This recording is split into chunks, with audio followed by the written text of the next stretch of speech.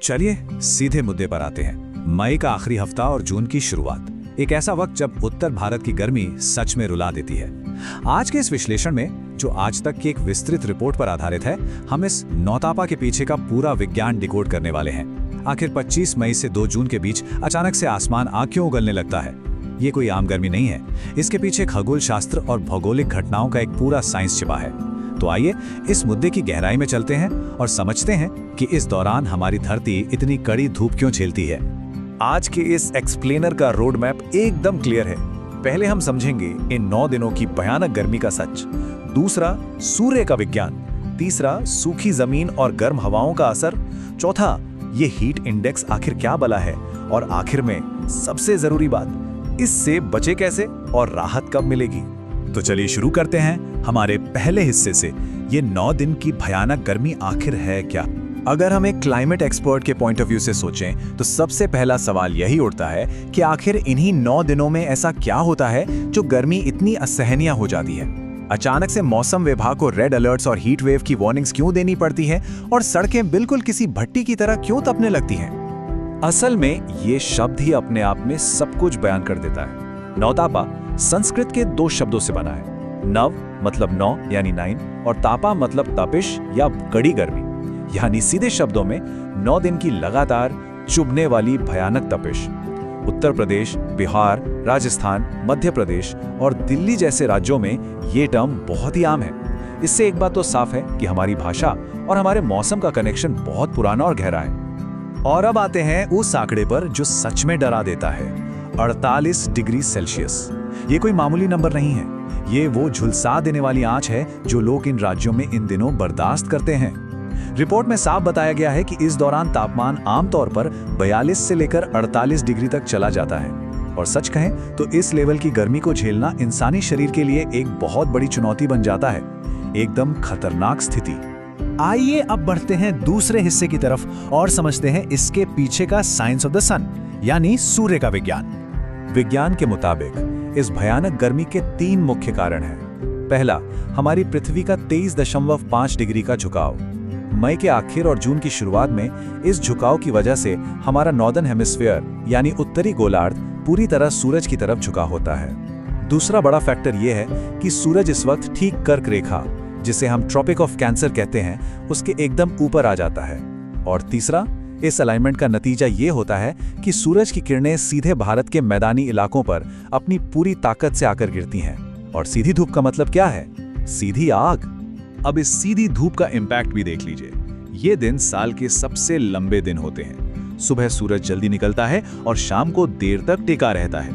नतीजा, जमीन पूरे दिन लगातार गर्मी सोखती रहती है और रात होते होते जमीन इस गर्मी को धीरे धीरे छोड़ती है, जिसकी वजह से रातें भी ठंडी नहीं हो पाती। पूरा वातावरण गर्म ही रहता है और रात का तापमान भी 30 से 35 डिग्री सेल्सियस के आसपास बना रहता है। यही वजह है कि रातें इतनी बेचैन करने वाली और उमस भरी होती हैं। अब बात करते हैं तीसरे हिस्से की, सूखी जमीन और गर्म हवा का क्या रोल है। लगातार पड़ रही इस गर्मी से जमीन का बुरा हाल हो जाता है। मिट्टी पूरी तरह सूख जाती है और देखिए, सूखी मिट्टी में नमी बचाकर रखने की कोई क्षमता नहीं होती, इसलिए वो जल्दी गर्म होती है और उतनी ही जल्दी गर्मी वापस एटमॉस्फेयर में फेंकती है। पेड़ पौधे भी नमी की कमी से सूखने लगते हैं। इसके ऊपर से एटमॉस्फेयर में एक हाई प्रेशर का दबाव बन जाता है जो हवा को नीचे की तरफ धकेलता रहता है, और इस दबाव के कारण बादल बन ही नहीं पाते, मतलब बारिश की कोई उम्मीद नहीं। ये अपने आप में गर्मी का एक परफेक्ट स्टॉर्म बन जाता है। और इस आग में घी डालने का काम करती है लू। ये पछुआ हवाएं यानी वेस्टर्ली विंड्स होती हैं जो राजस्थान और उसके आसपास के रेगिस्तानी इलाकों से सीधी चलती हैं। ये हवाएं बिल्कुल सूखी और आग की तरह गर्म होती हैं। जब ये लू उत्तर भारत के मैदानी इलाकों से गुजरती हैं तो सड़कों को और आसपास के पूरे माहौल को झुलसाकर रख देती हैं। एकदम भट्टी वाली फीलिंग आती है। चलिए अब चौथे भाग पर चलते हैं और एक बहुत ही अहम कॉन्सेप्ट को समझते हैं, द हीट इंडेक्स इफेक्ट। एक तरफ तो आग बरस रही है और दूसरी तरफ नेचर अगले मौसम यानी मानसून की तैयारी शुरू कर चुकी होती है। होता यह है कि बंगाल की खाड़ी और अरब सागर से नमी भरी हवाएं धीरे धीरे उत्तर की ओर बढ़ना शुरू कर देती हैं। इन हवाओं में पानी की भाप तो होती है, लेकिन बारिश अभी नहीं होती। और चूंकि उत्तर उत्तर भारत पहाड़ों से घिरा हुआ है। ये गर्म और नमी भरी हवा ऊपर उठ ही नहीं पाती, वो बस नीचे मैदानी इलाकों में फंस कर रह जाती है।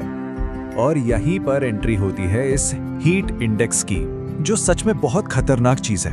अगर थर्मोमीटर पर एक्चुअल टेम्परेचर 45 डिग्री सेल्सियस है, लेकिन वातावरण में 60 से 70% ह्यूमिडिटी यानी उमस है, तो इंसानी शरीर को जो गर्मी महसूस होगी, जिसे हम फील्स लाइक टेम्परेचर कहते हैं, वो आराम से 50 से 55 डिग्री तक हो सकता है। असली तापमान और महसूस होने वाले तापमान का ये जो अंतर है ना, यही असल में सबसे बड़ा दुश्मन है इन दिनों में। अगर एक मेडिकल एक्सपर्ट के चश्मे से स्थिति को देखें तो सवाल उठता है कि हाई हीट इंडेक्स इतना जानलेवा क्यों होता है। देखिए, जब हवा में पहले से ही इतनी नमी होती है तो हमारे शरीर का पसीना हवा में उड़ नहीं पाता, यानी इवेपोरेट नहीं होता। और पसीना सूखने का यही प्रोसेस ही तो है जो हमारे शरीर को ठंडा रखता है। जब ये कूलिंग सिस्टम फेल हो जाता है तो हद से ज्यादा थकावट, चक्कर आना और हीट स्ट्रोक का खतरा कई गुना बढ़ जाता है। खास तौर पर बच्चों, बुजुर्गों और बीमार लोगों के लिए यह स्थिति बहुत गंभीर और जानलेवा साबित हो सकती है। इसलिए इसके लक्षणों को पहचानना जरूरी है। तो अब सवाल है कि इन सब से बचा कैसे जाए। आते हैं अपने आखिरी और 5वें हिस्से पर, राहत और सावधानियां। आज तक की इस रिपोर्ट में मेडिकल एक्सपर्ट्स की तरफ से कुछ बहुत ही जरूरी सेफ्टी प्रोटोकॉल्स बताए गए हैं। सबसे पहला नियम, दोपहर 12 बजे से शाम 4 बजे तक घर से बाहर निकलने से पूरी तरह बचें, क्योंकि धूप अपने पीक पर होती है। हाइड्रेशन और डाइट का पूरा ध्यान रखना इस वक्त सबसे ज्यादा जरूरी है। खूब सारा पानी पिएं और घर में ORS और नींबू पानी हमेशा तैयार रखें। पहनावे की बात करें तो हमेशा हल्के रंग के और ढीले सूती कपड़े पहने, और अगर बाहर निकलना ही पड़े तो सिर जरूर ढकें। ये छोटे छोटे लेकिन बहुत ही प्रैक्टिकल कदम किसी को भी सीवियर हीट स्ट्रोक से बचा सकते हैं। लेकिन हर रात की तरह इस गर्मी की भी एक सुबह होती है। तो राहत आखिर मिलती कब है?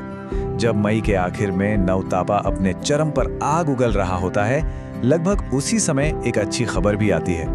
अर्ली जून में दक्षिण पश्चिम मानसून केरला के तटों पर अपनी पहली दस्तक दे देता है।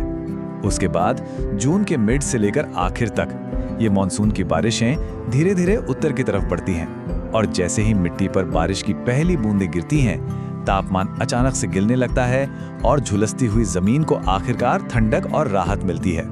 इस पूरी रिपोर्ट का निष्कर्ष एक अहम कोट में छिपा है।